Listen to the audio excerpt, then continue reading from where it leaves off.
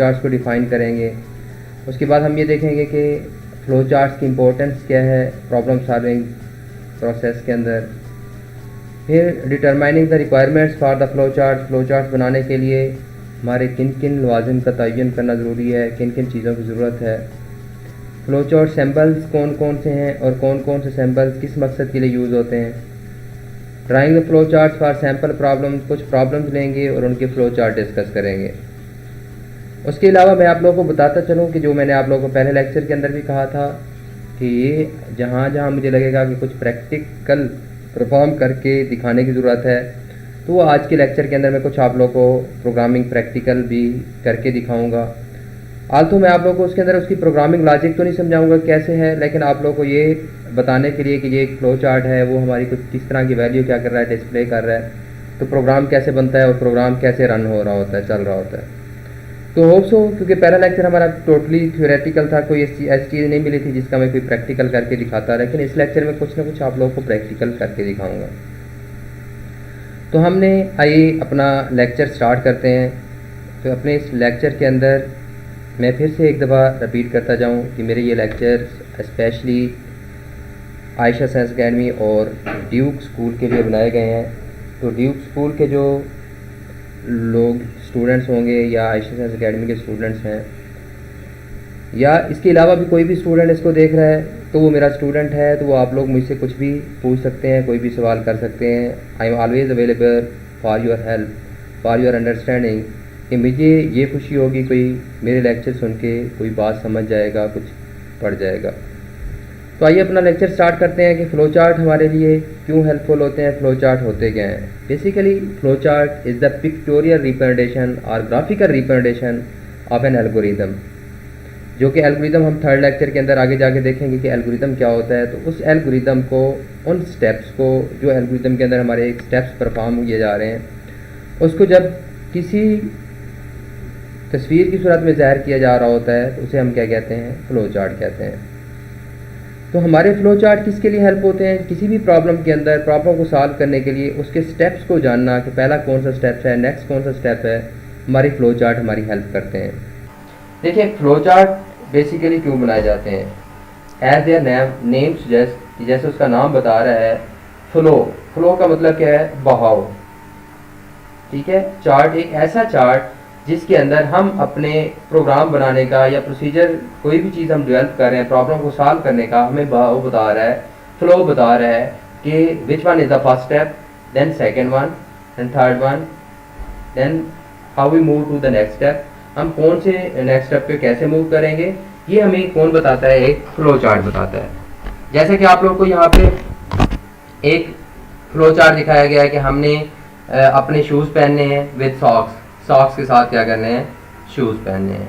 तो हमने उन स्टेप्स को क्या करना है, फॉलो करना है। तो हमेशा एल्गोरिदम का कोई ना कोई स्टार्ट होता है और एंड में उसका कोई ना कोई स्टॉप होता है। It's the characteristic of algorithm, algorithm की एक खासियत है। आगे जाके जब एल्गोरिदम पढ़ाऊंगा तो आप लोगों को बताऊंगा कि वो हमारे जो उसके स्टेप्स होते हैं लिमिटेड होते हैं, तो इसलिए वो उसका स्टार्ट और एंड लाजमी होता है। तो यहाँ से हम इसके शूज़ पहनने के अब देख लेते हैं। देखिए मैंने आप लोगों को पिछले लेक्चर में भी कहा था कि स्टेप्स को हमें फॉलो करना होता है। ये नहीं होता कि हम लास्ट वाला स्टेप पहले परफॉर्म कर दे, पहले वाला लास्ट में परफॉर्म कर दे। जैसे यहाँ पे हम एक शूज़ पहनने की देख रहे हैं विद सॉक्स, ऐसा तो नहीं होगा कि मैं शूज़ पहले पहन लूँ सॉक्स बाद में पहन लूँ। ठीक है, तो हमें पहले क्या करनी पड़ेगी, सॉक्स पहननी पड़ेगी। मीन कि हमने पहले टेक शूज़ एंड सॉक्स, हम अपने पास लेके आएंगे सॉक्स और शूज़ को, वेयर सॉक्स पहनेंगे, फिर शूज़ पहन लेंगे। तो ये हमारे पास क्या है, स्टेप्स हैं उसके। तो उसके स्टेप्स जो हम एक तस्वीर की सूरत में ज़ाहिर कर रहे हैं, ये हमारे पास क्या है, क्या कहलाता है, फ्लो चार्ट कहलाता है। और दूसरी बात मैं आप लोगों को ये बताता चलूँ कि ये जो हमारी तस्वीरें हैं, ये जो डायग्राम नजर आ रहे हैं, ये किसी खूबसूरती के लिए नहीं बनाए गए। Every symbol have it's meaning, कि उसके कोई ना कोई मीनिंग है, उसका कोई ना कोई मकसद है, उसका कोई ना कोई पर्पज है। जहाँ वो मकसद आएगा, जहाँ वो पर्पज आएगा, तो हम वो स्पेशल सैंपल क्या करेंगे, यूज करेंगे। जैसे यहाँ पे स्टार्ट और एंड को देख लो, स्टॉप को देख लो, इसके लिए ये ओवल शेप यूज होती है। ये आगे जाके मैं आप लोगों को बताऊंगा कि हमारे पास हम कौन से सैंपल यूज कर रहे हैं। तो हर स्टेप के लिए कोई ना कोई स्पेशल सैंपल क्या करते हैं, यूज करते हैं। तो सैंपल एक दूसरे के साथ इन एरो के साथ क्या होते हैं, कनेक्टेड होते हैं, जो हमारी फ्लो लाइन्स कहलाती हैं। ठीक है, जैसे ये हमारे पास स्टार्ट के बाद ये आप लोगों की फ्लो लाइन है जो हमें बता रही है कि next step take shoes and ये है हमारे पास। उसके बाद आपने वेयर सॉक्स पहननी है, फिर वेयर शूज। तो ये हमारे क्या है, फ्लो लाइंस हैं जिसके थ्रू हमें बताया जा रहा है। तो अगर आप इसकी डेफिनेशन का निशान लगाना चाहते हो तो बच्चे आप लोग निशान लगा रहे हैं कि हमारे पास फ्लो चार्ट की क्या डेफिनेशन है। Flow chart is a graphical presentation of the steps to solve a problem. यहाँ तक अगर आप इसकी डेफिनेशन लिख देंगे तो ये एक्यूरेट समझी जाएगी कि ये हमारे पास छोटी सी डेफिनेशन है किसकी, फ्लो चार्ट की। अब इस फ्लो चार्ट में हम क्या यूज़ करते हैं, आगे उसकी कैरेक्टरिस्टिक्स हैं। We use symbol for each step, हर स्टेप के लिए सिंबल यूज़ करते हैं, ठीक है। तो ये जो सिंबल होते हैं ये एरो लाइन के साथ कनेक्टेड होते हैं, जिसे हम फ्लो लाइन या ऑफ प्रोसेसिंग कहा जाता है। अब importance of flow chart in problem solving, जो हमारा दूसरा टॉपिक था कि हमारे पास प्रॉब्लम सॉल्विंग के अंदर ये फ्लो चार्ट की क्यों इंपॉर्टेंस है, क्या इंपॉर्टेंस है, क्यों हमारे फ्लो चार्ट क्या है, अहम है। तो हम ये देख सकते हैं कि प्रॉब्लम सॉल्विंग के अंदर flow chart can be use to plan a solution. एक सोल्यूशन का प्लान करने के लिए हमारे पास क्या होते हैं, फ्लो चार्ट यूज किए जा सकते हैं। कि हमारे पास अगर हमारे पास कोई फ्लो चार्ट पहले से मौजूद होगा तो हम जल्दी से एक प्रॉब्लम को क्या कर सकते हैं, समझ सकते हैं, अंडरस्टैंड कर सकते हैं और उसको सॉल्व कर सकते हैं। तो ये हमारे पास जैसे कि आप लोगों को पता है, it is more effective to visualise the solution graphically than a text. कि किसी भी एक प्रॉब्लम को उसके सॉल्यूशन इसकी ग्राफिकली ज़ाहिर करना ज़्यादा आसान है, ठीक है, as compare to the textual. Textual को समझना पूरा एक पढ़ना पड़ता है। जैसे आपने थर्स्टी क्रो की, मैं आप लोगों को इसी फ्लो चार्ट की इंपॉर्टेंस बताने के लिए आपको ये बताता चलूँ। जैसे एक थर्स्टी क्रो की आप लोगों ने क्या देखी है, थर्स्टी क्रो कहानी सुनी होगी। अगर मैं उसको आपको टेक्स्ट लिखूँ तो वो 2-3 पेज का मुझे टेक्स्ट है, उसको पढ़ने में थोड़ा सा मुश्किल होगा। अगर मैं एक थोड़ी तस्वीर बना दूँ कि पहले एक तस्वीर बना दूँ, गड़ा पड़ा है, कवा उड़ता हुआ आ रहा है, फिर उस कवे से वो उसमें से कंकड़ डाल रहा है, पानी पी रहा है और जा रहा है, तो आपको पूरी स्टोरी समझ आ जाती है। तो इसलिए हम ये कहते हैं कि इसलिए ग्राफिकल रिप्रेजेंटेशन या विजुअल रिप्रेजेंटेशन किसी भी प्रॉब्लम की, ठीक है, वो ज़्यादा अंडरस्टैंडेबल होती है as compare to the textual, ठीक है। इसलिए हम क्या करते हैं कि graphical representation also make it effective to verify whether solution is correct और नॉट। कि हमें ये वेरीफाई करने के लिए कि हमारा सोल्यूशन ठीक है या नहीं है, तब भी हमारी ग्राफिकल रिप्रेजेंटेशन उसकी बहुत इफेक्टिव होती है, ठीक है। तो हमें किसी भी सोल्यूशन के कम्युनिकेशन के लिए, प्रॉब्लम टू अदर पीपल, दूसरे लोगों के साथ किसी प्रॉब्लम का सोल्यूशन कम्युनिकेट करने के लिए भी ग्राफिकल, जैसे मैं अगर आप लोगों को कोई टॉपिक बता रहा हूँ, कोई तस्वीर बना के समझाऊंगा तो आप लोगों के लिए ज़्यादा अंडरस्टैंडेबल होगा as compare to the textual मैं लिख के आप लोगों को बता दूँ, ठीक है। इसी तरह हमारे पास ये इसकी फ्लो चार्ट की इंपॉर्टेंस होती है कि फ्लो चार्ट हमारे लिए अंडरस्टैंडिंग के लिए बहुत ज़्यादा इंपॉर्टेंट है। अगर आप लोग को ये लिखना पड़ जाता है कि what is the importance of flow chart in problem solving, you can write that कि फ्लो चार्ट हमारे पास ये यहाँ से लिख सकते हैं, it is more effective to visualise a solution graphically than a text. कि टेक्स्ट से हमारे लिए ग्राफिकली ज़ाहिर करना ज़्यादा आसान है। Graphical representation also make effective to verify whether a solution is correct और नॉट। तो इसलिए हमारे पास क्या है, flow chart are important for a problem solving. तो यहाँ तक आप लोग लिख सकते हो।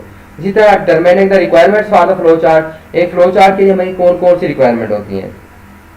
देखें, जब भी एक कोई प्रोसेस होता है, जब भी एक कंप्यूटर की बात करते हैं तो कंप्यूटर में प्रॉब्लम सोल्यूशन में, प्रॉब्लम में, ठीक है, फिर उसके सोल्यूशन की जब हम बात करते हैं या किसी भी एक सिस्टम की बात करते हैं तो सिस्टम आप लोगों ने देखे होंगे कंप्यूटर में क्या होता है। जब भी कोई सिस्टम चल रहा होता है तो हम उसे कोई ना कोई डाटा देते हैं तो वो उसको प्रोसेस करता है। डाटा क्या होता है, प्रोसेसिंग क्या होती है, मैं अभी आप लोगों को बताता जाता हूँ। वो उसको प्रोसेस करता है, प्रोसेस करने के बाद उसको हमें रिजल्ट निकाल के दे देता है। फॉर एग्जांपल, आप लोग किसी भी ग्रॉसरी स्टोर के ऊपर जाते हो, वहाँ से कोई चीज़ परचेज करते हो। परचेज करने के बाद जब आप बिल बनवाने के लिए जाते हो तो वहाँ आप उनको अपनी प्रोडक्ट देते हो, तो वो वहाँ उनका कोड इंटर करते हैं, ठीक है, उनको डाटा दे रहे होते हैं। तो कंप्यूटर का क्या काम है, वो उसके कोड को मैच करता है, उसका जो बिल होता है वो बिल कैलकुलेट करता है। बिल कैलकुलेट करने के बाद अंदर और भी काफ़ी सारी प्रोसेसिंग हो रही होती है, अभी उसकी डिटेल में नहीं जा रहे, तो वो आपको एक बिल रिसेप्शन बिग बिल निकाल के दे देते हैं, ठीक है। तो जो वो कोड हम इंटर कर रहे हैं वो हमारा क्या है, तो anything given to the computer, कोई भी चीज़ हम कंप्यूटर को दे रहे हैं, कंप्यूटर में इंटर कर रहे हैं, वो हमारी क्या कहलाती है, इनपुट कहलाती है। क्या कहलाती है, वो इनपुट कहलाती है। इसी तरह जब हम बात करते हैं, ठीक है, उसकी वो अंदर प्रोसेसिंग, अब जब हम उसको इनपुट दे दी तो वो अंदर प्राइस कैलकुलेट कर रहा है, उसकी प्राइस मैच कर रहा है, प्राइस हमें कैलकुलेट करके नंबर ऑफ एटम्स के मुताबिक हमें वो प्राइस शो करा रहा है, ठीक है। तो जो हमारी वो प्राइस शो करा रहा है नंबर ऑफ एटम्स के मुताबिक, ठीक है, अंदर कैलकुलेशन हो रही है, तो वो हमारी प्रोसेसिंग है। कोई भी काम हो रहा है, कैलकुलेशंस हो रही हैं, ठीक है, तो वो हमारी क्या कहलाती है, प्रोसेसिंग कहलाती है। तो इसी तरह हमारे पास प्रोसेसिंग यानी कोई भी हमारा फार्मूला लगा हुआ है, कोई प्रोसेसिंग हो रही है, वो सारी हमारी क्या है, प्रोसेसिंग है। तो अब हमारे पास प्रोसेसिंग इनपुट हो गई कि एनीथिंग जो चीज हम दे रहे हैं उसको हमारी क्या है, इनपुट है। इसी तरह उसके अंदर इंटरनल कोई वर्किंग होती है, उसे हम क्या कहते हैं, प्रोसेसिंग। अब वो प्रोसेसिंग के बाद अब देखिए प्रोसेसिंग में फिर हमारी कोई डिसीजन मेकिंग होती है। डिसीजन मेकिंग से क्या मुराद है, ठीक है, कि हमारे पास क्या होता है, उस रिजल्ट कोई ना कोई अंदर कैलकुलेशन की बेस पर कोई ना कोई डिसीजन होता है कि रिजल्ट दिखाना है या नहीं दिखाना, प्रिंट करना है या नहीं करना, ठीक है। तो ये हमारे पास क्या है, उसकी डिसीजन है based on the data processing. Data processing के बाद जो हमारा डाटा हमने प्रोसेस किया, यानी कोई फार्मूला लगाया, उसकी कैलकुलेशन से कोई ना कोई रिजल्ट आया, प्रोसेसिंग के बाद उसने डिसाइड करना है कि ये हमारे पास जो डाटा है हमने शो करना है या नहीं करना, प्रिंट करना है या नहीं करना, इस तरह कोई ना कोई डिसीजन है जो मैं अभी आप लोगों को दिखाऊंगा भी, आगे जाके जब एक प्रोग्राम कराऊंगा ये इस लेक्चर के बाद, तो आप लोगों को समझा दूंगा। जब हम फ्लो चार्ट के ऊपर पहुंचेंगे तो आप लोगों को प्रोग्रामिंग समझे कहाँ डिसीजन हो रहा है, ठीक है। तो वो डिसीजन मेकिंग की बेस पर हमें क्या देता है, रिजल्ट देखता है। तो इसका मतलब है हमारे उस एल्गोरिथम में, उस प्रोग्राम में कोई ना कोई डिसीजन मेकिंग भी हो रही होती है। तो हमारे जो फ्लो चार्ट के लिए रिक्वायरमेंट होती है, इनपुट हो गया, प्रोसेसिंग हो गई, डिसीजन मेकिंग हो गई, ठीक है। इसी तरह हमारा आउटपुट होता है कि एंड में वो हमें क्या दिखाता है, उसका रिजल्ट दिखाता है। तो output anything receive from the computer, कोई भी चीज हम कंप्यूटर से रिसीव कर रहे हैं, वो हमें वापस ही जवाब दे रहा है, वो हमारा क्या है, आउटपुट है। तो हमने यहाँ चीजें ये देखनी है कि हमारे पास कौन कौन से आउटपुट आ रहे हैं, कौन कौन से रिजल्ट आ रहे हैं, इन रिजल्ट को हम, ठीक है, कैसे मैनिपुलेट करते हैं, हमारा आउटपुट क्या है। तो ये चीजें हमने यहाँ पे देखनी है। तो यहाँ से हमारे पास ये क्या है, बेसिकली एक फ्लो चार्ट के लिए रिक्वायरमेंट्स हैं, ठीक है। उस फ्लो चार्ट के अंदर हमारे जब भी हम फ्लो चार्ट बनाएंगे उसमें ये सारी इनपुट भी होगी उसकी, और प्रोसेसिंग भी होगी, आउटपुट भी होगी, ठीक है, तो डिसीजन मेकिंग भी होगी। तो हमें इसे कैसे एक फ्लो चार्ट के अंदर कैसे जाहिर करेंगे, वो इन डायग्राम्स के थ्रू, सैंपल्स के थ्रू। जैसे यहाँ पे अभी आप लोगों को बताया जा रहा है कि हम कोई ना कोई डायग्राम नजर आ रहा है, कि हम कोई चीज इनपुट दे रहे हैं, इंटरनल कोई ना कोई प्रोसेसिंग हो रही है, प्रोसेसिंग के बाद हमें क्या शो करा रहा है, कोई ना कोई आउटपुट शो कर रहा है। तो हमारे पास जब हम क्या कर रहे हैं, फ्लो चार्ट बना रहे होंगे, तो उसके लिए हमें क्या क्या चीजें जरूरत होगी, input, output, decision making and processing. अब इनपुट मैं आप लोगों को बता चुका हूँ क्या होती है, ठीक है, कि यूजर से हम कोई डाटा ले रहा है कंप्यूटर, यानी कंप्यूटर को कोई चीज दे रहे हैं, क्या वो यूजर दे रहा है, ठीक है। तो यूजर जब कोई डाटा एंटर कर रहा है, कि कोई हम चीज यूजर से ले रहे हैं, वो हमारी क्या है, इनपुट है। It is important to know how many and what type of inputs are required.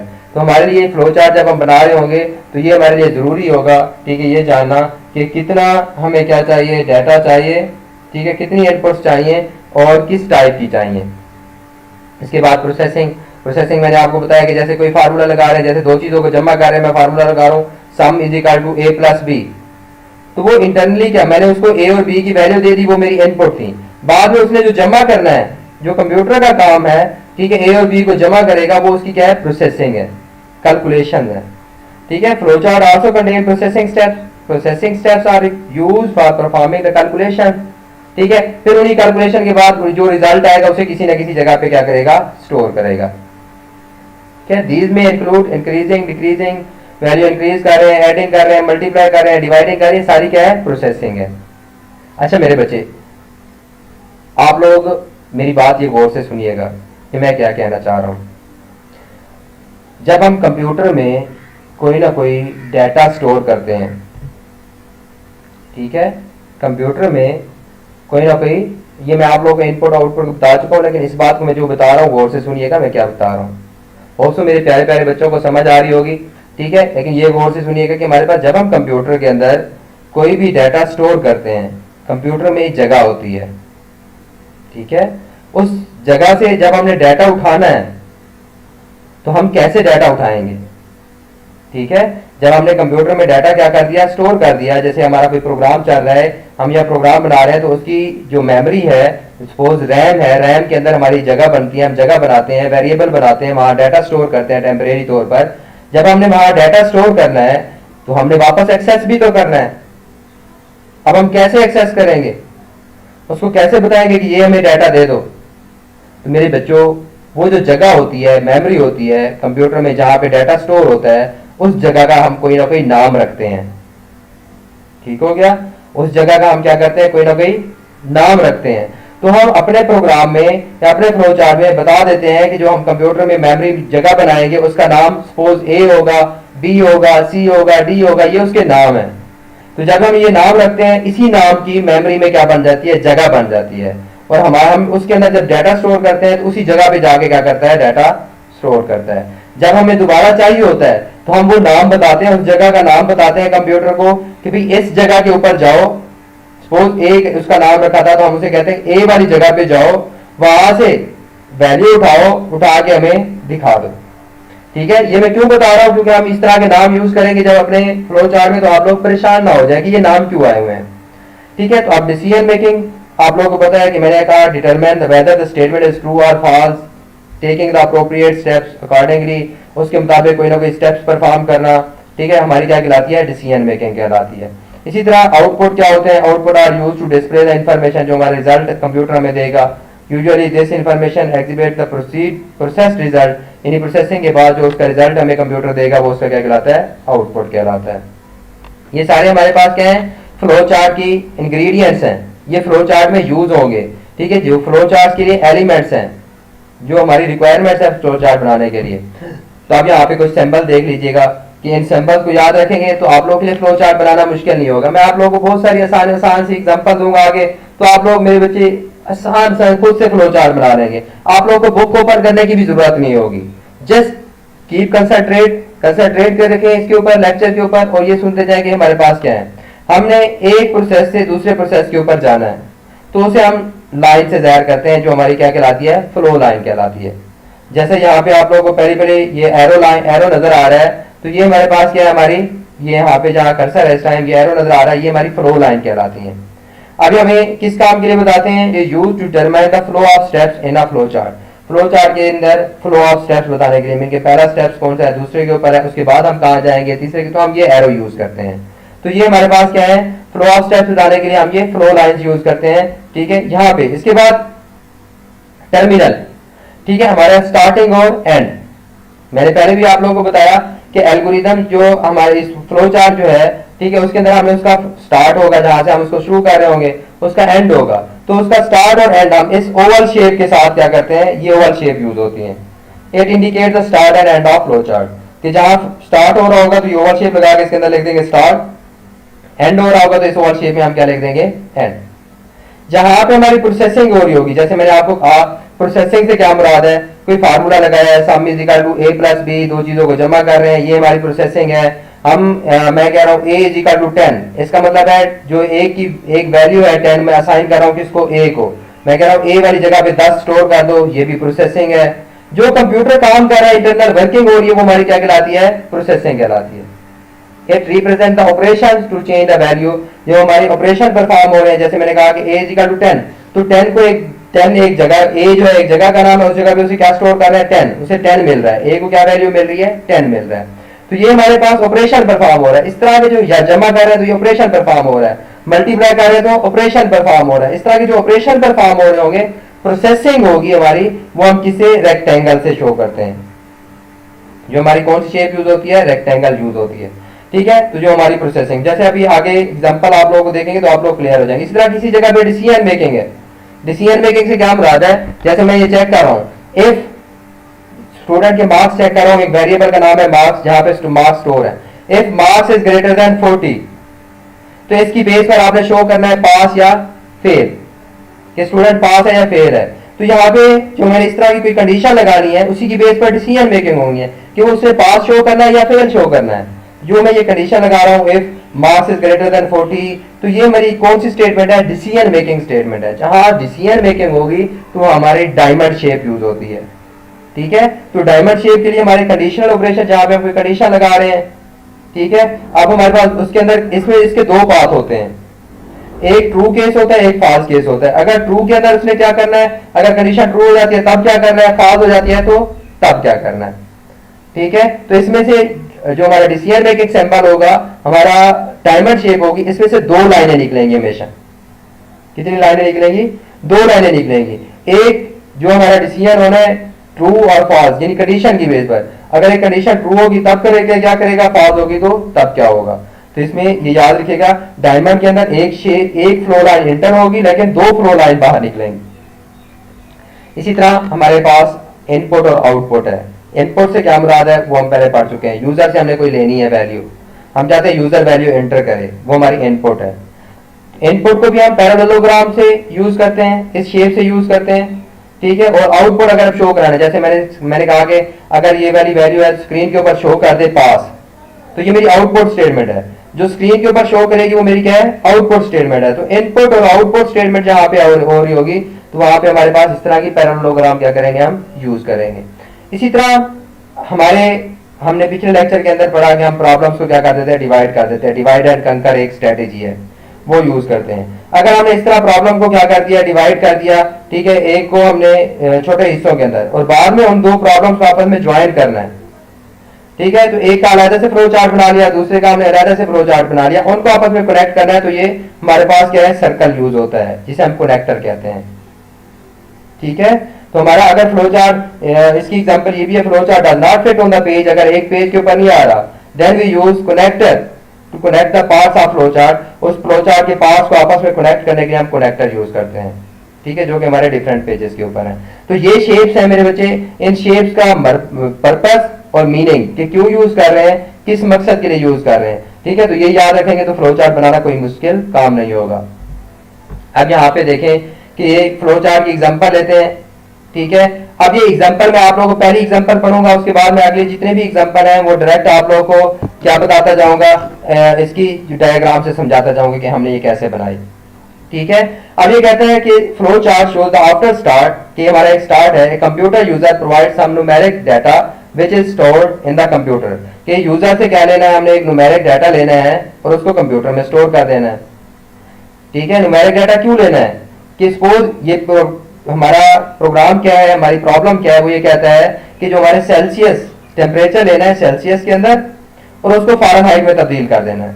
तो सावधान, हम यूजर से कहेंगे कि भाई वो सेल्सियस के अंदर क्या करे, टेम्परेचर इंटर करे, इंटर करने के बाद, ठीक है, हम उसे किस में तब्दील करेंगे, फ़ारेनहाइट में तब्दील करेंगे। तो फ़ारेनहाइट में तब्दील करने के लिए कोई ना कोई फार्मूला लगाएंगे। तो हमने यूजर से क्या लेना है, डाटा लेना है, तो इनपुट कराना है ना। तो इनपुट है ना, यूजर कंप्यूटर को दे रहा है, वो मेरी क्या है, इनपुट है। तो इनपुट के लिए हमने क्या कहा था कि पैरेललोग्राम यूज करेंगे, मुतवाज़ी और इजला शेप यूज करेंगे। तो हमने मुतवाज़ी और इजला ये यहाँ पे पैरेललोग्राम की शेप बनाई, उसके अंदर मैंने लिख दिया इनपुट नंबर, ये वेरिएबल का नाम है, नंबर रख दिया, उसके सेल्सियस वेरिएबल का नाम रखेंगे, जो भी नाम उस जगह का नाम रखेंगे जहां वैल्यू स्टोर करनी है। सपोज मैंने उसका नाम सेल्सियस रख दिया, ठीक है। तो इनपुट नंबर सेल्सियस, कि वो सेल्सियस क्या करेगा, यूजर इंटर करेगा। इसके बाद क्या होगा, जब यूजर इंटर कर देगा सेल्सियस, अब हमने उसे फ़ारेनहाइट में तब्दील करना है। तो फ़ारेनहाइट में तब्दील करने के लिए कोई ना कोई कैलकुलेशन होगी, फार्मूला होगा।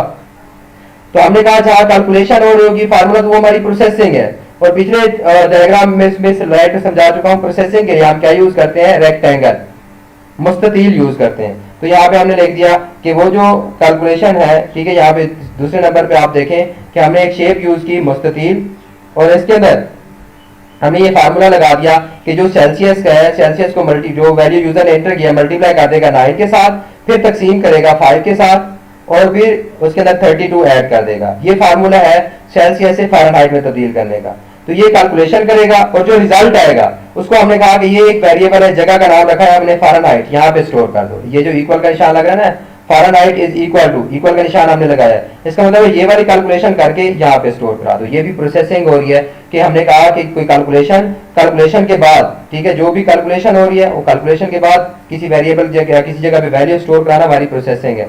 तो प्रोसेसिंग को हम किससे शो करते होते हैं, हमेशा रेक्टेंगल से, ठीक है। इसी तरह हमारे पास जब ये प्रोसेसिंग हो जाएगी, हमारी रिजल्ट कैलकुलेट हो गया, स्टोर हो गया, तो अब हमें क्या जरूरत है, स्क्रीन के ऊपर शो कराने की जरूरत है कि कंप्यूटर हमारा जो है ये हमारा रिजल्ट क्या कर दे, शो करा दे।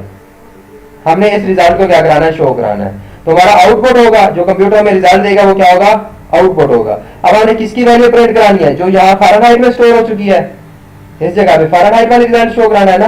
तो हमने ये प्रिंट फ़ारेनहाइट के, फ़ारेनहाइट को क्या करते हैं, स्क्रीन के ऊपर प्रिंट कर दे। तो जो हमारे स्क्रीन के ऊपर प्रिंट हो रहा है, जो हमें रिजल्ट कंप्यूटर दे रहा है, वो हमारा क्या है, आउटपुट है। तो आउटपुट को हमेशा किससे जाहिर किया जाता है, अभी हमने कहा कि पैरेललोग्राम से। इनपुट और आउटपुट के लिए क्या यूज होती है, पैरेललोग्राम, मुतवाज़ी और इजला यूज होती है। तो यहाँ से भी अगर आप लोग देखेंगे कि इसके अंदर ये लिखा हुआ है, in the next step the result is computed by applying the formula to convert the given Celsius temperature to Fahrenheit. Formula apply कर रहे हैं, the result is store with the name Fahrenheit, जो हमने जगह का नाम रखा है फ़ारेनहाइट उस जगह पे स्टोर हो जाएगी। The value store with the name Fahrenheit is then display by using some output device के जरिए में रिजल्ट शो हो जाएगा जो कि हमारा, और उसके बाद हमारा ये फ्लो चार्ट क्या हो जाएगा, एंड हो जाएगा। अब मैं आप लोगों को मैंने कहा था कि जहां जहां मुझे प्रैक्टिकल की जरूरत होगी मैं आप लोगों को कुछ ना कुछ प्रैक्टिकल करके दिखाऊंगा। तो मैं आप लोगों को इसी जो एक बार प्रोग्राम दिखा देता हूं। अभी आप लोगों को उसकी लैंग्वेज समझने की तो कोई जरूरत नहीं है कि हमारे पास हमारा जो प्रोग्राम है लैंग्वेज है, ठीक है, वो किस टाइप की है या कौन सी लैंग्वेज हम क्या कर रहे हैं, यूज कर रहे हैं, ठीक है। तो उसके लिए लेकिन हमें मैं सिर्फ ये बता देता हूं कि जो हमारा ये टेम्परेचर क्या हो रहा है, कन्वर्ट हो रहा है, ठीक है, कि ये एक सेल्सियस से लेकर जो अभी हमने यूजर से कहेंगे कि जी सेल्सियस, मैं भी एक प्रोग्राम बनाया हुआ है। अभी ये जो प्रोग्राम है इसका आपको कोड लिखने की जरूरत नहीं है, कैसे है, सिर्फ आपको ये समझने की जरूरत है कि देखिए हमने यूजर से कैसे वैल्यू ली, यूजर से हमने वैल्यू लेके एंटर कर दी, ठीक है। मैंने इसके अंदर फार्मूले लगाए हुए थे, उसमें कंप्यूटर ने कैलकुलेशन की, मैंने कोई कैलकुलेशन नहीं की, और फिर एंड में मैंने उसे कहा कि मुझे रिजल्ट दिखा दो, तो उसने मुझे रिजल्ट भी दिखा दिया, ठीक है। जैसे जैसे मैंने कहा कंप्यूटर मुझे वैसे करके दिखा रहा है, और इसी को हमने फ्लो चार्ट में डिस्प्ले कर दिया। मैं इसको एग्जीक्यूट करता हूँ, चलाता हूँ अपने प्रोग्राम को, जो मैंने अभी प्रोग्राम बनाया है, ठीक है। तो जैसे ही मैंने इस प्रोग्राम को चलाया तो अभी आप लोगों को मैंने फिर कह रहा हूं कि इसका कोड समझने की जरूरत नहीं है, सिर्फ आपको क्या चीज समझने की जरूरत है, इसका रिजल्ट। उसने मुझे कहा था enter the temperature in Celsius, मैंने सपोज इंटर कर दिया 45, उसने मुझे देखिए टेम्परेचर इन सेल्सियस है, तो उसने ये दिखा दिया कि आपने जो एंटर किया था 45 है, और टेम्परेचर इन फ़ारेनहाइट वो फार्मूला उसने अप्लाई किया, कैलकुलेशन हुई, प्रोसेसिंग हुई, उसने मुझे आउटपुट दिखा दिया, रिजल्ट दिखा दिया 113, कि वो टेम्परेचर जो है हमारा फ़ारेनहाइट में वो क्या है 113 बनता है, ठीक है। दरमियान में जो प्रोसेसिंग थी वो मैंने नहीं की, कंप्यूटर ने की। तो हमने इनपुट दिया, यूजर को मैंने 45 एंटर किया जो मुझसे ले रहा था, ठीक है। तो यूजर से उसने वैल्यू मांगी तो हमने इसको 45 दिया जो मेरा इनपुट था।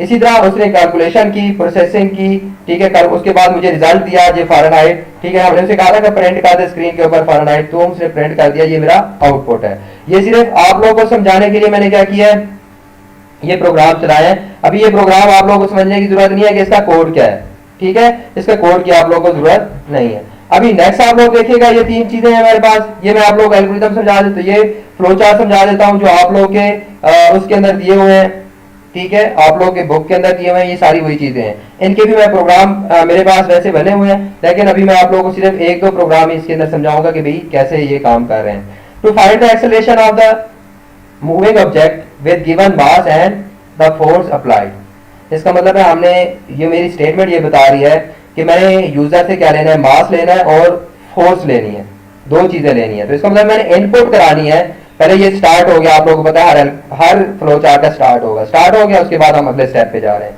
मुझे मेरी स्टेटमेंट बता रही है कि मैंने क्या लेना है, इनपुट कराना है मास और फोर्स। तो मैंने यहाँ पे लिख दिया इनपुट के लिए क्या यूज होती है, पैरेललोग्राम, मुतवाज़ी डिग्राम मैंने यूज कर दिया, और उसके अंदर लिख दिया इनपुट मास एंड फोर्स। इसी तरह अब अगली जगह पे हमने कैलकुलेशन करनी है, उसने क्या कहा कि फाइंड द एक्सेलरेशन, उसका एक्सेलरेशन कैलकुलेट करना है। तो मैंने फार्मूला लगाना है, कैलकुलेशन होनी है, तो कैलकुलेशन के लिए ठीक है हमारे पास क्या यूज होती है, रेक्टेंगल, क्योंकि प्रोसेसिंग हो रही है कि एक्सेलरेशन इज इक्वल टू, मैंने एक नाम रख दिया उसका ACC, acceleration is equal to force divided by mass, कि फोर्स को हम किस पे डिवाइड कर देंगे, मास पे डिवाइड कर देंगे, एक्सेलरेशन आ जाएगा। वो रिजल्ट किसमें स्टोर कर देगा, जो एसीसी एक्सेलरेशन के नाम का हमने एक जगह बनाई हो वहां पे।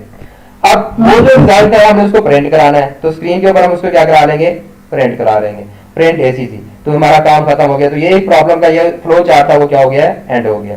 इसी तरह हमने क्या करना है, क्यूब फाइंड करना है। अब किसी नंबर का क्यूब फाइंड होता है तो इसका मतलब हमने वो नंबर क्या लेना है, क्यूब यूजर से लेना है, नंबर लेना है, किसी कोई एज लेना है, ठीक है। कोई जब नंबर लेंगे तो उसका क्यूब कैलकुलेट करेंगे ना। तो हमने स्टार्ट किया, अब इनपुट करा रहे हैं तो पैरेललोग्राम उसी तरह लगाइए, और मैंने कहा कि इनपुट यानी एक नंबर एंटर कर दो। अब यहाँ कैलकुलेशन है तो इसलिए हमारे पास क्या लगा दिया हमने, रेक्टेंगल लगा ली यानी मुस्ततील लगा दी, और इसके अंदर फार्मूला लगा दिया वही volume is equal to edge multiply by edge multiply by edge. तो हम एक क्यूब का क्या कर रहे हैं, वॉल्यूम कैलकुलेट कर रहे हैं। तो क्यूब का वॉल्यूम कैलकुलेट करने के लिए हमें उसका एज की जरूरत है, उसका एक एज का पता होगा तो हम आसानी से आगे उसको मल्टीप्लाई कर लेंगे, जो रिजल्ट आएगा यहाँ पे स्टोर हो गया। ये प्रोसेसिंग हो रही है, यहाँ कोई चीज शो नहीं हो रही, ठीक है। जब हमें कोई चीज शो करा रहा होगा कंप्यूटर को, हमारी आउटपुट है। तो अगली स्टेटमेंट में हमने यही वॉल्यूम क्या कराना है, प्रिंट कराना है। तो प्रिंट वॉल्यूम, हम उसे कह रहे हैं ये जो रिजल्ट वॉल्यूम यहाँ पे स्टोर हुआ था उसको प्रिंट कर दो, तो वो प्रिंट कर दे, ये मेरी आउटपुट है। तो आउटपुट जो कंप्यूटर प्रिंट कर रहा होगा, कंप्यूटर हमें दे रहा होगा, वो आउटपुट है। आउटपुट के लिए हमने क्या कहा, क्या यूज करते हैं, पैरेललोग्राम, ठीक है, इनपुट और आउटपुट के लिए एक ही शेप यूज होती है जो कि पैरेललोग्राम है, यानी मुतवाजिल इज़लाह, उसके अंदर मैंने लिख दिया प्रिंट वॉल्यूम। ठीक है, तो इसी तरह हमारे पास ये तीसरा जो एल्गोरिथम है, ठीक है, यहाँ पे to find plain the interest on an amount, एक अमाउंट के ऊपर हमने क्या निकालना है, इंटरेस्ट निकालना है। अब हमें इंटरेस्ट निकालने के लिए देखिए दो चीजें जरूरत होगी, एक तो उसकी अमाउंट जो कि हमने इनपुट करानी है, ठीक है, दूसरा हमें क्या चाहिए होगा कि इंटरेस्ट रेट क्या है, रेट चाहिए होगा।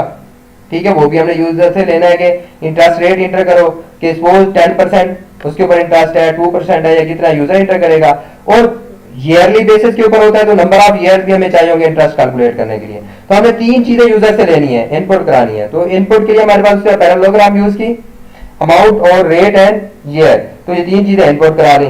ठीक है, फिर हमने फार्मूला लगाया उसका इंटरेस्ट कैलकुलेट करने का, plain interest amount multiply by rate जो भी था, ये फार्मूला लगा के तो कैलकुलेशन हो रही है, तो हमने क्या लगा दी, यहाँ पे क्या यूज कर ली, रेक्टेंगल यूज कर ली। तो हमने यही रिजल्ट क्या कराना है, डिस्प्ले कराना है, तो उसका डिस्प्ले के लिए दोबारा उसी तरह ये हमारी आउटपुट है, तो आउटपुट के लिए पैरेललोग्राम यूज की, और ये हमारा फ्लो चार्ट क्या हो गया, एंड हो गया। होप सो ये आप लोगों को फ्लो चार्ट वगैरह ये सारी चीजें क्या आ रही होंगी, समझ आ रही होंगी। इसी तरह मैं आप लोगों को प्रैक्टिकली प्रोग्राम से, जैसे मैंने कहा यूजर से मैं मास और फोर्स लूंगा, यूजर को कंप्यूटर यानी ऐसा प्रोग्राम बनाना है, यूजर क्या कहेगा, यूजर को कहेगा कि भी मास इंटर करो और फोर्स इंटर करो, तो मास और इंटर कर देगा, तो कंप्यूटर ऑटोमेटिकली रिजल्ट कैलकुलेट करके मुझे एक्सेलरेशन जो है ना डिस्प्ले कर देगा। तो मैंने इसका भी प्रोग्राम बनाया हुआ है, मैं अभी आप लोगों को इसका भी प्रोग्राम क्या कर देता हूँ, दिखा देता हूँ कि हमारे पास क्या है कि ये कैसे एक्सेलरेशन क्या हो रहा है, कैलकुलेट हो रहा है, कैसे हमारा वो फ्लो चार्ट था कि हम यूजर से इनपुट कैसे करा रहे हैं। ठीक है, मैंने इसको जब जैसे ही एग्जीक्यूट करेंगे, ठीक है, मैंने उसी तरह सारी चीजें लिखी हैं। अभी आप लोगों को ये प्रोग्राम समझ नहीं आएगा इसलिए मैं नहीं समझा रहा। अभी आप अपने जो आपका टॉपिक है मेरे बच्चे वो है फ्लो चार्ट, तो आप लोग फ्लो चार्ट समझे। देखिए, enter the mass of body, के बॉडी के मास क्या करते हैं, इंटर करते हैं। सपोज मैंने 45 इंटर कर दिया, ठीक है, वो कह रहा है कि आप फोर्स उसके ऊपर जो अप्लाई हो रही है वो इंटर कर दो। मैं कहता हूं उसके ऊपर जो फोर्स अप्लाई हो रही है, ठीक है, वो 90 है, मैंने इंटर कर दी। अब उसने मास कैलकुलेट किया, क्या था, फोर्स डिवाइडेड बाय मास। ठीक है, एक्सेलरेशन, तो acceleration of moving object is 2, तो उसने डिस्प्ले कर दिया है कि इसका मूविंग ऑब्जेक्ट का क्या है, एक्सेलरेशन 2 है। 90 को जब 45 पे उसने डिवाइड किया तो मेरे रिजल्ट दिखा दिया। तो ये दरमियान में प्रोसेसिंग हुई, पहले हमने इनपुट किया, वो हमारी इनपुट थी, हमने शो करा दी। ठीक है, फिर हमारे पास दरमियान में प्रोसेसिंग हुई, तो वो हमने रेक्टेंगल से अपने फ्लो चार्ट में शो करा दी। फिर हमारा आउटपुट था ये, तो हमने इसको दोबारा अपने किससे शो करा दिया, जो फ्लो चार्ट के फ्लो सैंपल था हमारे पास, ये पैरेललोग्राम, उसके अंदर हमने शो करा दिया। ठीक है, तो ये हमारे पास क्या होते हैं, कंप्यूटर के डिफरेंट टर्म्स होते हैं, किस तरह हमारे पास क्या हो रहा है, ये कैलकुलेशन हो रही है। इसी तरह ये हमारे पास एक और एग्जांपल, ये एग्जांपल दी हुई है जो आप लोगों की, ये आप लोगों के लिए समझना क्या होगी, बहुत आसान है, कोई मसला नहीं है। To find the sum product average of given number, कहता है कि हमें कोई नंबर लेने हैं, ठीक है, 5 number of 5 given number, 5 number लेने हैं और उनका हमने सम भी लेना है, प्रोडक्ट भी लेना है और एवरेज भी लेनी है। तो हमने पहले इनपुट कराना है, 5 नंबर लेने हैं, तो input number 0, number 1, number 2, number 3, number 4, 4 number, हमारे 5 नंबर आ गए। इनपुट है तो हमारे पास क्या यूज करेंगे मेरे बच्चे, अब आप लोग बताएं, साथ बोलते जाना कि क्या चीज यूज करेंगे, पैरेललोग्राम। तो जब मैंने पैरेललोग्राम मुतवाजिल इज़लाह शेप यूज किया, उसके अंदर मैंने लिख दिया कि नहीं नंबर, ये n की जगह कुछ भी लिख सकते हैं, ये नाम है सिंपल, n1, n2, n3, ठीक है, आप पूरा भी लिख सकते हो, नंबर 1, नंबर 2, नंबर 3। तो इसी तरह इसके बाद हमने कैलकुलेशन करनी है, क्या कैलकुलेशन करनी है, सम कैलकुलेट करना है। सम इज इक्वल टू ये नंबर जो हमने लिए थे, ये लिख दिया, number 1, number 2 plus number 3, number 4, ठीक है, ये सम आ गया। अब दूसरी कैलकुलेशन भी करनी है, हमने प्रोडक्ट भी निकालना है, तो उसके लिए मल्टीप्लाई का निशान लगा दिया। प्रोडक्ट हमारा क्या होता है, मल्टीप्लाई, तो नंबर के दरमियान मल्टीप्लाई का निशान लगा दिया। इसी तरह ये सारी प्रोसेसिंग थी, ठीक है, ये तीन चीजें, ये एवरेज कैलकुलेट कर रहे हैं प्रोडक्ट, तो हमने इसको किस में लिखा, रेक्टेंगल में, मुस्ततील में। प्रोसेसिंग को किससे जाहिर किया जाता है मेरे बच्चे, मुस्ततील से। इसी तरह जब हम इसके ऊपर आते हैं तो हमने यही चीजें डिस्प्ले करनी है, यही रिजल्ट जो हमने सम कैलकुलेट किया है वो भी डिस्प्ले करना है। तो प्रिंट सम प्रोडक्ट एवरेज, ये जो डिस्प्ले करा रहे हैं, रिजल्ट शो करा रहे हैं, तुम्हारा आउटपुट है, तो आउटपुट के लिए हमारे पास उसी तरह दोबारा पैरेललोग्राम यूज होगी जैसे इनपुट के लिए यूज हुई थी। ठीक हो गया मेरे बच्चे। इसी तरह हमारे पास 6 एग्जांपल है। To find the area of, ठीक है, पैरेललोग्राम का एरिया लेना है, तो हमें पैरेललोग्राम का एरिया कैलकुलेट करने के लिए देखें एरिया कैसे कैलकुलेट होता है, बेस मल्टीप्लाई बाय हाइट। जब हम पैरेललोग्राम का एरिया कैलकुलेट करते हैं मुतवाजिल इज़लाह का, तो बेस और हाइट हमें होना जरूरी है। इसका मतलब है इनपुट करानी है बेस और हाइट, तो हमने कहा इनपुट बेस एंड हाइट, वो यूजर से ले ली। फिर फार्मूला लगा दिया area is equal to base multiply by height, तो हमें क्या प्रिंट करके दे दिया उसे, ठीक है, हमारे पास बेस उसका एरिया कैलकुलेट हो जाएगा, ये प्रोसेसिंग है तो हमने रेक्टेंगल लगा दी। फिर हमारे पास क्या है, उसने एरिया कैलकुलेट प्रिंट कराना है, स्क्रीन के ऊपर आउटपुट देना है, तो आउटपुट के लिए पैरेललोग्राम, तो हमारा फ्लो चार्ट एंड हो गया। इसी तरह हमने determine whether a given number is odd और इवन। अब आप जाओ यहां देखें, अब इसके अंदर हमारे पास तीसरी चीज, अभी तक हमने जितनी भी चीजें देखी इनपुट थी आउटपुट थी, दो चीजें हम देख रहे थे, प्रोसेसिंग देख रहे थे, इनपुट आउटपुट और प्रोसेसिंग, स्टार्ट और एंड तो वैसे होता है हर फ्लो चार्ट का होगा। अब हमारे इसके अंदर एक और चीज ऐड हो रही है, डिसीजन मेकिंग। ठीक है, अब जैसे हमारे पास यहाँ पे कर रहे हैं स्टार्ट इनपुट नंबर, हमने एक नंबर लेना है यूजर से, फिर उसको बताना है कि वो नंबर हमारे पास क्या है, इवन है या ऑड है। मैं इसका भी प्रोग्राम आप लोगों को चले चला के दिखा दूंगा। ठीक है, तो हमने इनपुट नंबर ले लिया, उस नंबर को हमने क्या करा लिया, स्टोर कर लिया। इनपुट नंबर एन यूजर से लिया, उसको एन में स्टोर कर दिया। अब हमें क्या चेक करेंगे, अगर हम एन का मॉडुलस लेते हैं 2 के साथ, यानी 2 के ऊपर तकसीम करते हैं उसको, और नीचे बाकी अगर 0 बच जाता है, ठीक है, हमने यहाँ पे लिखा प्रोसेसिंग हो गया ना, प्रोसेसिंग किससे दायर करना है हमने, रेक्टेंगल से, तो हमने कहा एन मॉड 2, यानी एन का मॉडुलस ले 2 के साथ, यानी एन को 2 पे तकसीम करें, मॉडुलस का मतलब होता है बच्चे तकसीम करने के बाद अगर नीचे कुछ बाकी बच जाता है तो वो हमारा रिमाइंडर कहलाता है। ठीक है, तो हम मॉडुलस ऑपरेटर के जरिए रिमाइंडर फाइंड करते हैं, उसे हमने रैम इस वेरिएबल में इस जगह पे जाके स्टोर कर दिया रैम पे। अब हम चेक कर रहे हैं कि रैम वाली जगह पे अगर 0 है, इसका मतलब है वो पूरा पूरा तकसीम हो गया 2 पे, तो वो इवन नंबर है। मैंने क्या कहा था आप लोग को, जब मैंने कहा था कि जो डायमंड शेप होगी, ठीक है, डिसीजन मेकिंग, उसके अंदर एक फ्लो लाइन इंटर हो रही होगी, जैसे यहाँ पे अभी आप लोगों को दिखाई दे रहा है, ठीक है, 7 एग्जांपल के अंदर, और उससे 2 निकल रही होंगी, क्योंकि एक यस की सूरत में और एक नो की सूरत में। अगर कंडीशन ट्रू है, इसमें 0 है, तो इसका मतलब इवन है, तो प्रिंट कर देगा print N is even, N की वैल्यू डिस्प्ले कर दे। इसी तरह अगर हमारे पास उसके अंदर 0 नहीं है तो क्या प्रिंट करेगा, प्रिंट एन इज ऑड, तो एन की दूसरी वैल्यू के एन क्या है हमारे पास, ऑड है, वो डिस्प्ले कर देगा।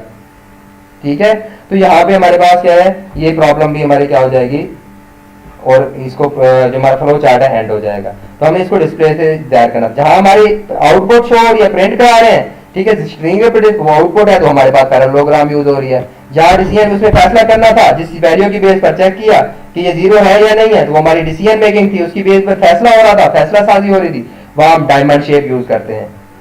ठीक हो गया, तो इन स्टेप्स को, सारे स्टेप्स को हमने इन सिंबल से क्या करना होता है, शो करना होता है। अब यहाँ पे देखें, ये मैं आप लोगों को इनपुट आउटपुट इवन ऑड वाला भी दिखा दूंगा, और ये इनके प्रोग्राम भी एग्जीक्यूट करके दिखा दूंगा, आप लोग परेशान नहीं होंगे। अब यहाँ पे एग्जांपल कहता है कि to display the larger one out of the 3 given number, given unequal number, कहता है 3 अनइक्वल नंबर आपने लेने हैं यूजर से, ठीक है, और उनको आपने क्या करना है, डिस्प्ले कराना है, उनमें से सबसे बड़ा कौन सा है। तो सबसे पहले तो हमें इनपुट कराने की जरूरत है ना, 3 नंबर। तो हमने स्टार्ट किया अपने फ्लो चार्ट को, इनपुट के लिए क्या यूज होता है, बार बार हम पढ़ रहे हैं, पैरेललोग्राम, पैरेललोग्राम लगाइए और उसके अंदर लिख दिया इनपुट, 3 नंबर लेने हैं, n0 n1 n2, 3 नंबर आगे जी। अब हमने एक वेरिएबल लिया लार्ज के नाम का, उसको असाइन कर दिया। मैंने आप लोग क्या कहा था कि अगर एक वेरिएबल को कोई वैल्यू असाइन कर रहे हैं तो वो भी मेरी प्रोसेसिंग है, और प्रोसेसिंग को किससे शो किया जाता है, प्रोसेसिंग को हम रेक्टेंगल से शो करते हैं, मुस्ततील से। तो हमने मुस्ततील बनाई, और उस लार्ज वाले नंबर में हमने कहा कि सपोज जो पहला नंबर था हमारा n0, उसके अंदर हमने लार्ज वाली वैल्यू स्टोर करा दी, कि इसके अंदर क्या हो जाए, लार्ज वाली वैल्यू n0 सपोज कर लिया कि हमारा बड़ा है। अब हम बारी बारी चेक करेंगे, डिसीजन मेकिंग करेंगे। अगर n1 जो हमारी लार्ज में वैल्यू पड़ी हुई है, इस जगह पे वैल्यू पड़ी हुई है लार्ज वाली जगह पे, लार्ज वाले वेरिएबल में, अगर उससे n1 बड़ा है तो इसका मतलब है लार्ज में क्या होना चाहिए था, n1 होना चाहिए। अगर कंडीशन ट्रू होती है यस, तो हम कह दिया large is equal to n1। अगर कंडीशन फॉल्स होती है नो, तो हमारी 2 लाइनें निकल रही है ना, एक यस की सूरत में, एक नो की सूरत में। अगर नो होती है तो नीचे जाएगा, अगले नंबर को चेक करने की जरूरत है, क्योंकि लार्ज में वही n0 ही रहेगा, क्योंकि वही बड़ा होगा अगर n1 से। तो अब हमें चेक करेगा कि n2 बड़ा है लार्ज से या नहीं है। अगर n2 बड़ा है लार्ज से, तो हमारे लार्ज में क्या होना चाहिए, कंडीशन ट्रू होती है तो लार्ज में क्या होना चाहिए, n2 की वैल्यू होनी चाहिए ना, तीसरे नंबर की वैल्यू होनी चाहिए, क्योंकि वो सबसे बड़ा है। तो एंड में हम क्या करेंगे, अगर n2 बड़ा नहीं है लार्ज से, तो वही लार्ज में वही वाली वैल्यू रहेगी, ठीक है, आगे चला जाएगा। तो हमने प्रिंट कर देना है, किसकी वैल्यू प्रिंट करनी है, लार्ज की वैल्यू प्रिंट करनी है, क्योंकि लार्ज में जो वैल्यू पड़ी होगी वो सबसे बड़ी होगी। क्योंकि हम तीनों नंबर को चेक कर चुके हैं मेरे बच्चे, मैं फिर रिपीट कर देता हूँ। हमने फर्स्ट ऑफ ऑल लार्ज के अंदर वैल्यू स्टोर करा दी, किसकी, पहले नंबर की। हमने सपोज कर लिया कि हमारा पहला नंबर सबसे बड़ा नंबर है। अब हम उसी लार्ज को चेक कर रहे हैं जहां लार्ज में स्टोर कराई थी कि क्या वो दूसरे नंबर से बड़ा है या छोटा है। अगर हमारा दूसरा नंबर उस नंबर से बड़ा है लार्ज वाले से, तो हमें लार्ज में क्या आना चाहिए, दूसरा नंबर आना चाहिए ना। हमने दूसरा नंबर स्टोर करा दिया कंडीशन ट्रू की सूरत में। अगर वो नहीं है तो अब हमारे अगले स्टेप को, अगले नंबर को चेक करने की जरूरत है। तो इस तरह ये तीनों चेक हो जाएंगे और एंड में हमारा लार्ज के अंदर जो वैल्यू होगी वो डिस्प्ले कर देगा। तो इसका दूसरा हिस्सा भी है, दूसरे तरीके से भी ये सॉल्व किया जा सकता है। ठीक है, तो हमारे पास ये दोनों अप्रोचेज हैं, दो अप्रोचेज हैं। मैंने कहा हम पीछे पढ़ चुके हैं पहले लेक्चर के अंदर, ठीक है, कि हमारी एक प्रॉब्लम को we can solve a single problem in many ways, बहुत सारे वेज के अंदर सॉल्व कर सकते हैं। तो इसका दूसरा तरीका भी है कि हम उसी तरह इनपुट कराएं एबीसी और चेक कर लें। ठीक है, पहले यहाँ पे चेक करें, इफ ए इज कंडीशन लगा लेगा आप सारी, A is greater than B, A is greater than C. अगर ए बी से भी बड़ा है, सी से भी बड़ा है, तो आउटपुट शो करा दे ए इज ग्रेटर। अगर ए बी से बड़ा है तो नहीं, तो ये कंडीशन चेक करें कि बी कहीं सी से बड़ा तो नहीं है। ठीक है, अगर ए बी से बड़ा नहीं है इसका मतलब क्या है, बी बड़ा होगा ए से। तो अब हमें बी को सिर्फ किससे चेक करने की जरूरत है, सी से। तो if B is greater than C, तो इसका मतलब है बी सबसे क्या होगा, बड़ा होगा। एल्स सबसे क्या होगा, सी सबसे बड़ा होगा। तो ये हमने तीन डिस्प्ले दिखा दिए हैं कि अगर ये सूरत में ए सी से बड़ा नहीं है, ठीक है, तो इसका मतलब सी सबसे बड़ा है तो वो डिस्प्ले कर देगा। अगर ए सी से भी बड़ा है, बी से भी बड़ा है, तो ए डिस्प्ले कर देगा। अगर ए छोटा है बी से, तो पहले वो बी सी से चेक करेगा। ठीक है, अगर बी जो है सी से बड़ा नहीं है तो सी को डिस्प्ले कर देगा। तो ये हमारे पास क्या है बच्चे, फ्लो चार्ट है। सिंपल हम डिस्प्ले कंडीशन लगाते जा रहे हैं और डिस्प्ले करते जा रहे हैं। तो इसका मैं अभी आप लोगों को प्रोग्राम भी करके दिखा देता हूं कि मैं यूजर से 3 नंबर लूंगा और मैं इस तरह की यही जो प्रोसेसिंग कंडीशन यहाँ पे लगी हुई है वही मैं अपने प्रोग्राम में लगा दूंगा। ठीक है, और वो मुझे क्या कर देगा, बड़ा नंबर डिस्प्ले कर देगा। ठीक है, इसी तरह जब आप यहाँ पे आते हैं, ठीक है, इससे आगे मूव करने की बजाय मैं पहले आप लोगों को प्रोग्राम की तरफ ले जाता हूँ। ठीक है, इसका रिजल्ट दिखा देता हूँ कि हमारे पास क्या है, इसके रिजल्ट किस तरह आ रहे हैं।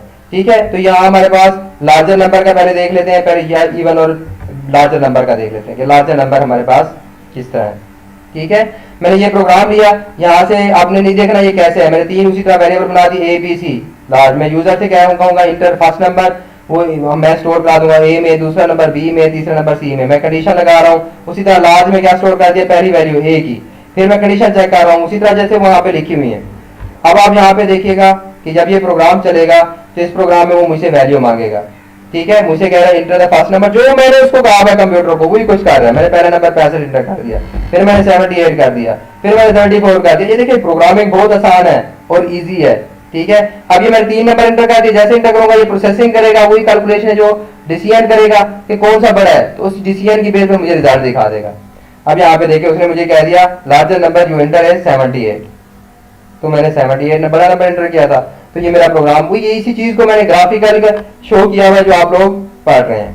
ठीक हो गया। इसी तरह हमें एक दूसरा प्रोग्राम जो भी मैं आगे चल के भी बता देता हूँ कि हमारे पास कौन कौन से प्रोग्राम है, किस तरह हमारे चल रहे हैं। ठीक है, एल्गोरिथम को आप लोग फ्लो चार्ट को समझ लेंगे तो आप लोग की बाकी सारे समझ आ जाएंगे। अब यहाँ पे देखें, कहता है कि आप लोग फ्लो चार्ट बनाएं to assign a grade to a subject based on total marks and obtain the marks. कहता है कि मार्क्स लेने हैं यूजर से।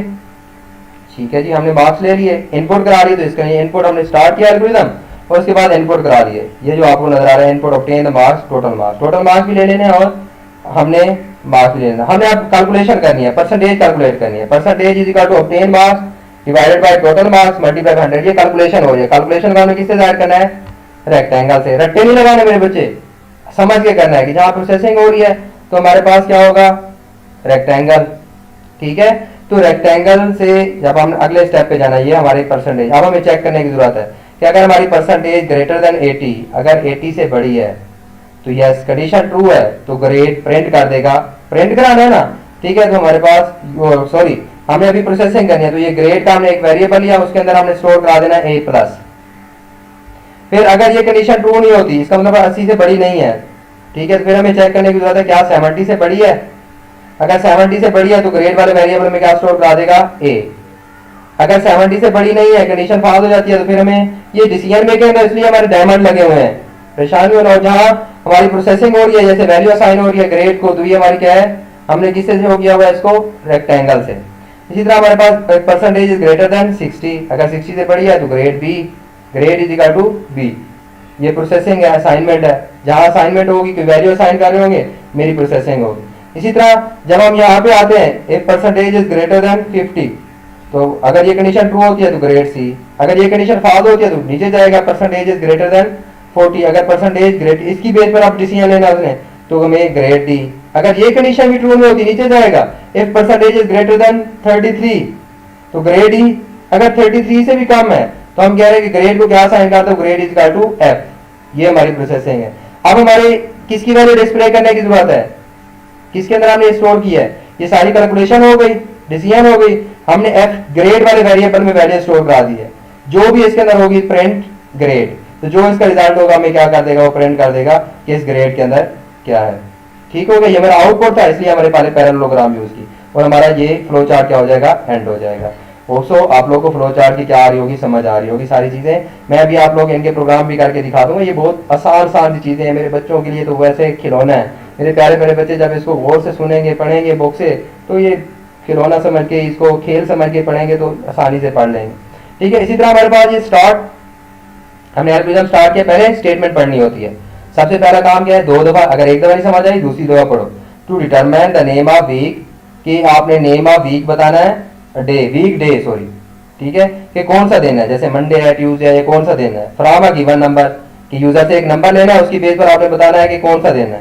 Where week day are assume from Monday to Sunday, जहां पे हमारे पास क्या है, ये वीक डेज कहां से स्टार्ट हो रहे हैं, मंडे से लेकर संडे तक। And their respective number from 1 to 7, और उनके नंबर कौन से हैं, 1 से 7। इसका मतलब क्या है, ये बताना चाह रहे हैं हमें स्टेटमेंट के अंदर कि आपने यूजर से एक नंबर ले लेना है, ठीक है, जो कि कहां से लेकर हो, 1 से लेकर 7 तक हो, और फिर उसकी बेस पर डिसाइड करना है, अगर यूजर 1 इंटर करता है तो प्रिंट करा देना है आउटपुट में मंडे, अगर यूजर 1 नहीं इंटर करता है, 2 इंटर करता है तो प्रिंट करा देना है ट्यूसडे, अगर 3 इंटर करता है तो वेडनेसडे, इसी तरह सो ऑन, 7 इंटर करता है तो संडे, ठीक है, और एंड कर देना है। ठीक है, तो यहाँ से आप देखिए हमने फ्लो चार्ट स्टार्ट किया, इनपुट यूजर से एक नंबर ले लिया, नंबर डे, एक नंबर जो भी उसने इंटर किया आप चेक कर रहे हैं। डे इज 1, अगर उस वेरिएबल के अंदर जो हमने डे के अंदर स्टोर कराई है वैल्यू, अगर 1 है तो कंडीशन ट्रू है तो प्रिंट कर देगा मंडे, अगर ये नहीं है तो अगली वैल्यू चेक करेगा, अगली कंडीशन चेक करेगा।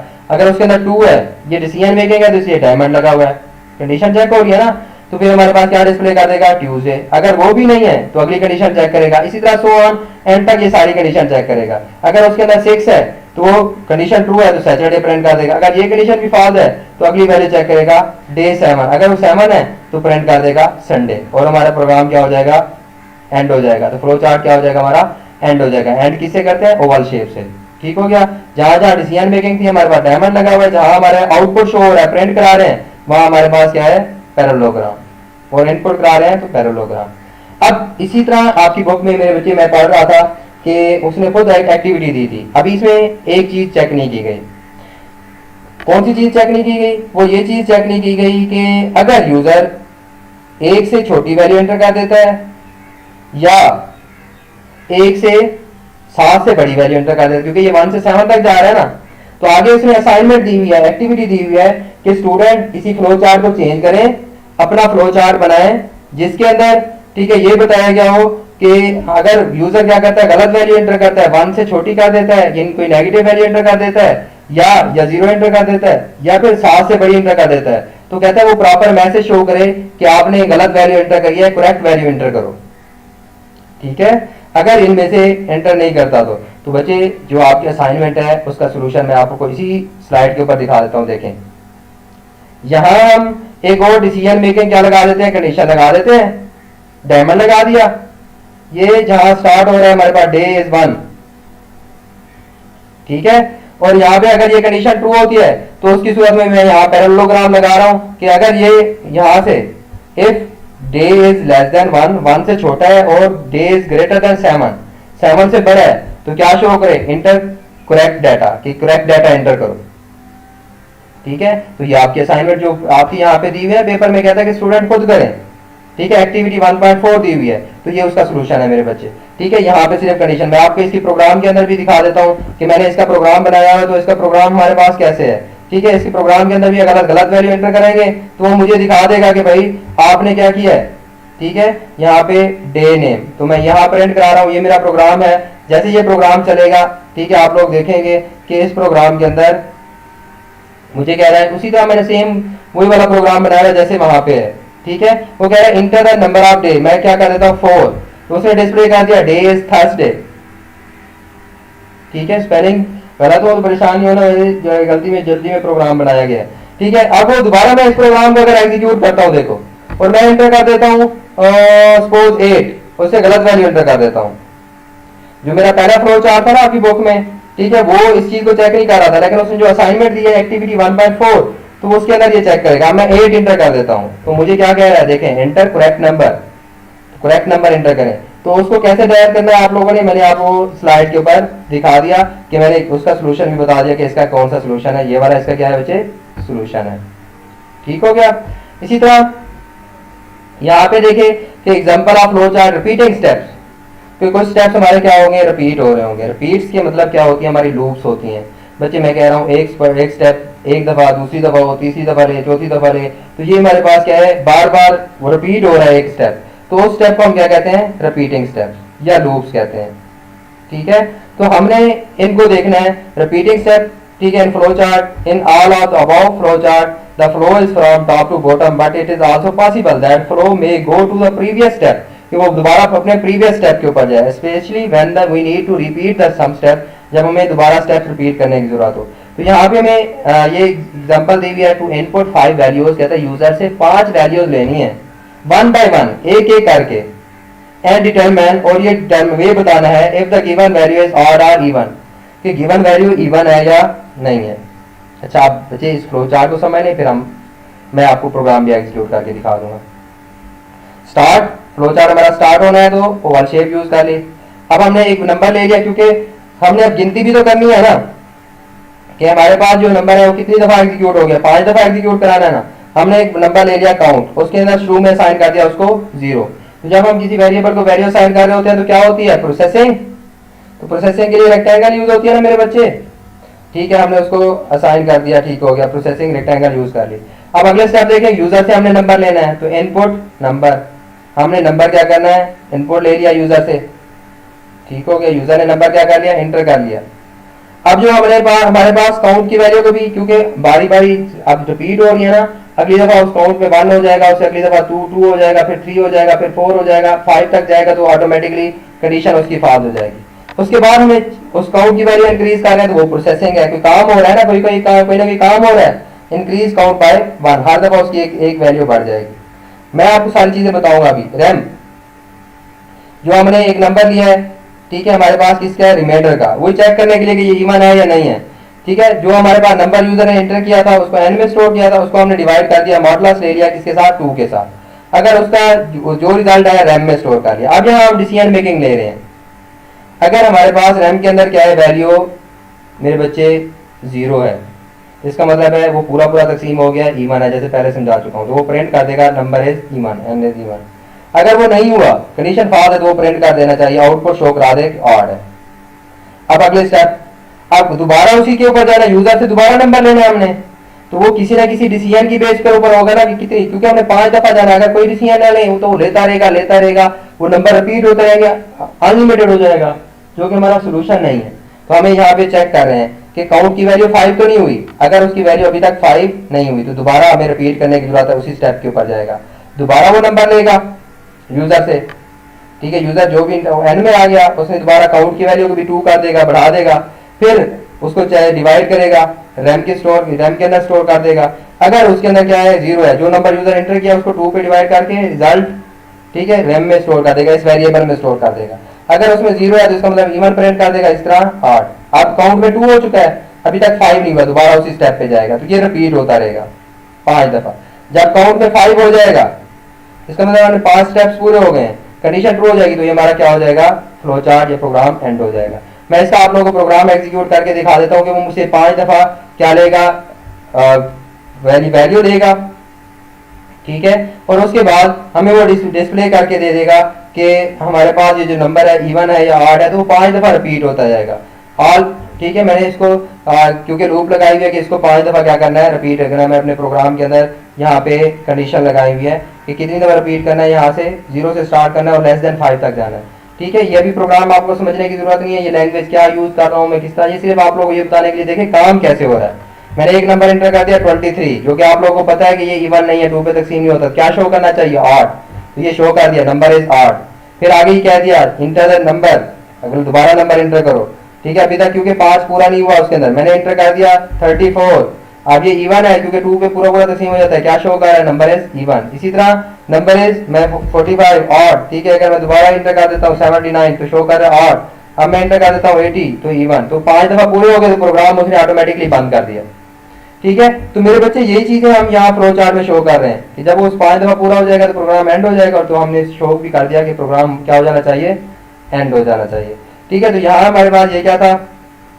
इसी तरह नेक्स्ट एग्जांपल देखिए फ्लो चार्ट की, to find a square of the odd number starting from given number till some limit, कि कोई एक लिमिट लेनी है, ठीक है, उस लिमिट तक आपने जाना है, और यूजर से जितने भी ऑड नंबर होंगे पहले चेक करना है कि नंबर ऑड है कि नहीं है।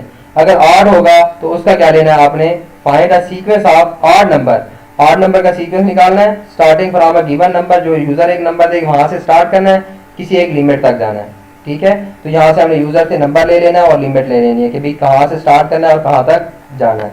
तो उसके हमने प्रिंट क्या कराना है, सिर्फ 8 नंबर प्रिंट कराने हैं, उसके दरमियान जितने भी आ रहे होंगे, ठीक है, 8 नंबर प्रिंट होते जाएंगे। तो ये चेक करने के लिए कि ये 8 है या नहीं है, तो ये हमने फार्मूला लगा दिया, प्रोसेसिंग है तो रेक्टेंगल से शो कर रहे हैं। उसी तरह हमने एन को मॉडुलस लिया 2 के साथ, रैम में स्टोर कर दिया। यहाँ पे चेक कर रहे हैं रैम में 0, अगर वो 0 है, कंडीशन ट्रू है, तो अगले स्टेप पे चला जाए, ठीक है। तो उसकी एन की वैल्यू को 1 बढ़ा देगा, क्योंकि एन हमारे लिमिट में हम लगा रहे हैं ना, उसकी बेस पर एन को आगे क्या कर देगा, बढ़ा देगा। अगर उसके अंदर 0 नहीं है तो इसका मतलब हमारी कंडीशन ट्रू है, तो हमने 8 प्रिंट करने हैं, तो यहाँ पे जाएगा और क्या प्रिंट कर देगा, 8 प्रिंट एन, एन की वैल्यू क्या करा देगा, डिस्प्ले कर देगा, ठीक है। तो उस वक्त तक ये डिस्प्ले करता रहेगा जब तक हमारे पास क्या रहेगी, हमारी कंडीशन ट्रू रहेगी कि हम लिमिट तक नहीं पहुंचते। दोबारा जाएगा, अगर लिमिट अभी भी एन से, एन जो नंबर है हमारे पास लिमिट से क्या है, छोटा है, क्या है हमारे पास लिमिट से छोटा है, तो वापस जाएगा, ठीक है। अगर लिमिट से छोटा नहीं है तो हमारे पास लिमिट बड़ी है किससे, एन से, तो एंड कर देगा। अगर लिमिट छोटी है अभी एन से, ठीक है, तो लिमिट बड़ी नहीं हुई अभी, दोबारा वहां पे जाएगा, एन की वैल्यू डिस्प्ले करेगा, इंक्रीज एन बाई 2, 2 बढ़ा, 2 क्यों बढ़ा रहे हैं, 2 मेरे बच्चे इसलिए बढ़ा रहे हैं, जब एक ऑड आ जाएगा तो मेरे पता है अगले ऑड के लिए हमें 2 बढ़ा देंगे ऑटोमेटिक। जैसे हमारे पास 3 ऑड आ गया, अब मैं उसके अंदर 2 बढ़ाऊँ तो 5 हो जाएगा, वो ऑटोमेटिकली ऑड है। तो अगली दफा बारी बारी यही चेक करता रहेगा और लिमिट तक यानी यही चेक करेगा और हमें एन की वैल्यू डिस्प्ले करता जाएगा। जब उसकी कंडीशन फाल्स हो जाएगी, लिमिट बढ़ जाएगी, तो वो हमें इसको एंड कर देगा। तो ये हमारे पास क्या थे बच्चे, flow chart. Flow chart is the factorial representation of an algorithm. किसी भी एल्गोरिथम की प्रोग्राम को जब हम किसी एक तस्वीर की सूरत में ज़ाहिर कर रहे हैं तो वो मेरा क्या है, फ्लो चार्ट कहलाता है। तो आपकी बुक में दिए गए जो फ्लो चार्ट का लेक्चर थे, ठीक है, वो यहाँ तक थे। होप्स हो आप लोगों को फ्लो चार्ट अच्छी तरह समझ आ गए होंगे और आप लोग खुद ही क्या कर लेंगे, फ्लो चार्ट बना लेंगे। और बुक से जब आप एक दफ़ा इस लेक्चर को सुनेंगे और बुक से जब पहली दफ़ा गौर से इसको सुनना है और बुक से पढ़ना है, एक दफ़ा दोबारा लेक्चर सुनेंगे और बुक से पढ़ेंगे, तो होप्स हो आप लोगों को दोबारा किसी लेक्चर पढ़ने की ज़रूरत नहीं होगी। ठीक है, मैंने साथ साथ आप लोग कुछ प्रोग्राम भी एग्जीक्यूट करके दिखा दिए ताकि आप लोग की अंडरस्टैंडिंग के लिए कंप्यूटर काम कैसे कर रहा होता है। ठीक है, ये फ्लो चार्ट हम बना क्यों रहे हैं, किस मकसद के लिए बना रहे हैं। Wish you best of luck for your upcoming lectures and your study. ठीक है, मैं आप लोगों से ये कहूँगा कि अपना इन लेक्चर्स का फीडबैक देना मत भूलिएगा, नीचे कमेंट कर दें, लाइक और कमेंट जरूर कीजिएगा ताकि अगर आप लोगों को कोई भी प्रॉब्लम है तो आप लोग कमेंट में लिख देंगे तो मेरा जवाब आप लोगों को वो फ़ौरन मिल जाएगा, कहीं पे भी कोई मसला हो रहा होगा तो। ठीक है, और अगर आप लोगों ने अभी तक इस चैनल को सब्सक्राइब नहीं किया तो अपने दोस्तों को भी कहें और खुद भी इसको सब्सक्राइब कर दें ताकि आप लोग के लिए फ़ायदेमंद लेक्चर हैं जो आप लोग सुन सकें और आप लोग के दोस्त भी इसको सुन सकें। अल्लाह हाफिज़।